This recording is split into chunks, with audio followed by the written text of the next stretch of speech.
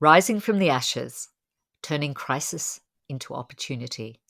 The global economy has been plagued by recessions and depressions in the past, but has always found a way to bounce back via innovation booms. Are we on the verge of another game changer? By Engel Schmidl. This article in 1, 2, 3.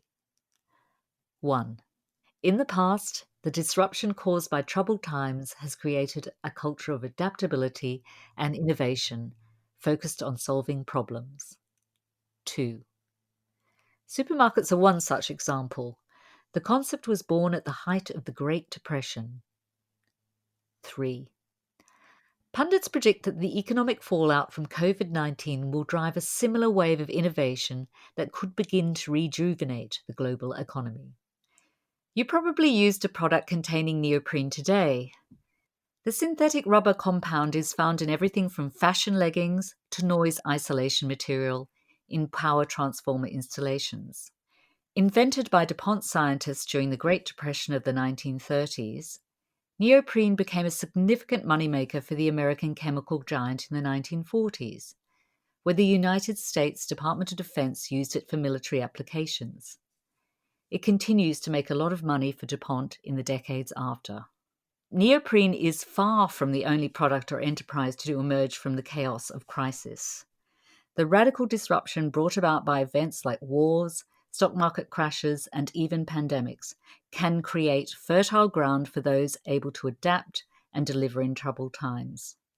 Supermarkets have taken on a central role in people's lives during COVID-19, with chains like Coles, Woolworths, and Aldi doing a roaring trade.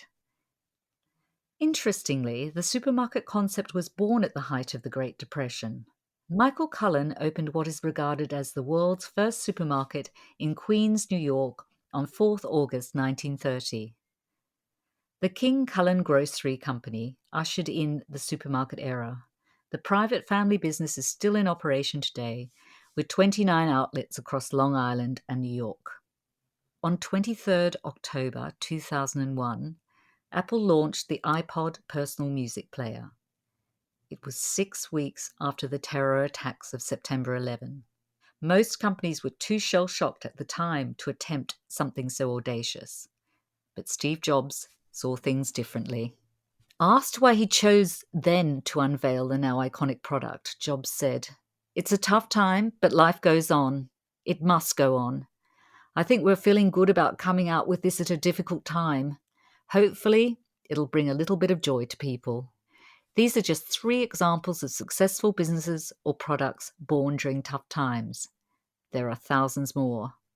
The pandemic presents challenges of a magnitude we haven't seen since at least the Great Depression. However, shrewd pundits are predicting that history will repeat itself, and innovative companies and talented entrepreneurs will once more play a vital role in rejuvenating the economy.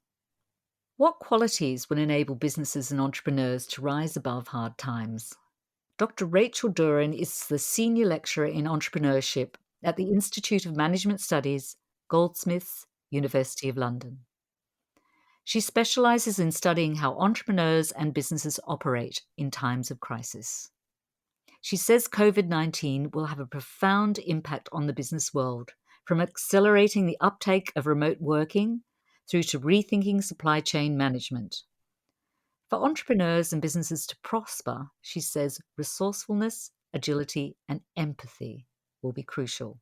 Quote, "Utilizing Slack resources, taking advantage of existing resources and support, and continually building new resources will provide a buffer for businesses and give them space to identify and exploit new opportunities," she says. End quote. Duran says the rapid onset of the crisis is already forcing businesses to adapt to meet new market demands. She says some of these pivots may be temporary, while others will be long-lasting. Quote, "Many smaller businesses are now moving to online delivery. Some are partnering with other local businesses to make use of their distribution channels.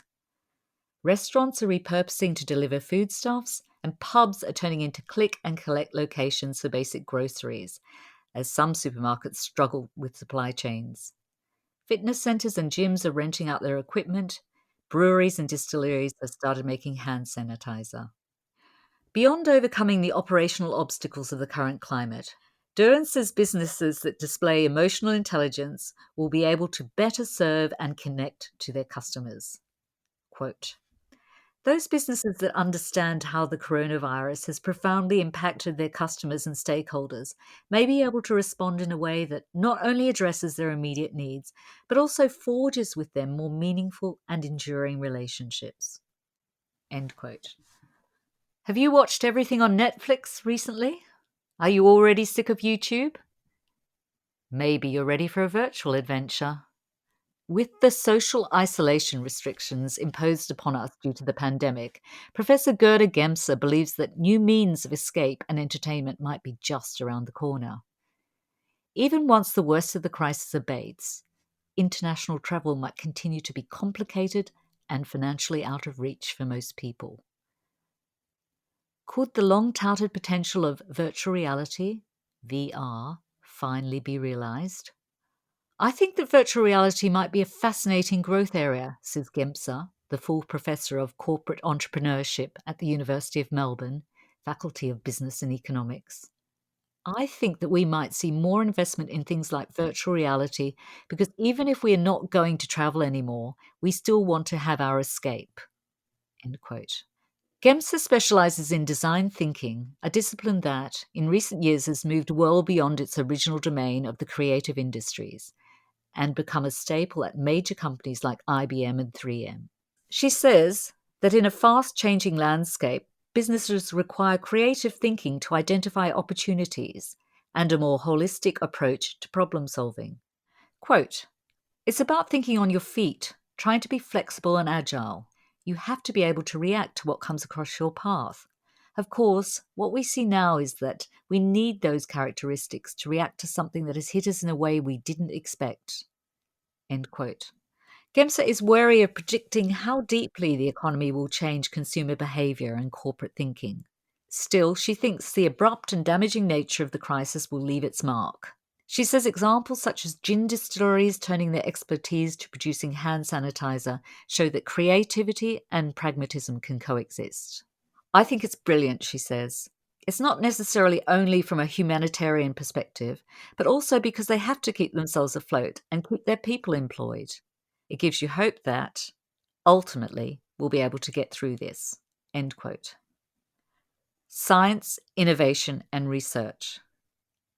The lesson to be learned from history is that challenges bring about inspiration to innovate. The mythic tale of the heroic entrepreneur is often told with little mention of the institutional supports that made their success possible. Yet, where would Sergey Brin and Larry Page of Google, Mark Zuckerberg of Facebook, and Jeff Bezos of Amazon be without groundbreaking work by computer scientists in the 1960s at the US Defense Department's Advanced Research Projects Agency, DARPA? The truth is that scientific and technological innovation and its commercialization largely depend on governments, universities, and the corporate sector working together. Professor Thomas Sperling, AM, of the Center of Transformative Innovation at Swinburne University of Technology, has worked extensively across the private and public sectors for more than 50 years. Among his long list of honours and achievements, Sperling was instrumental in the development of polymer banknotes in his time at the CSIRO.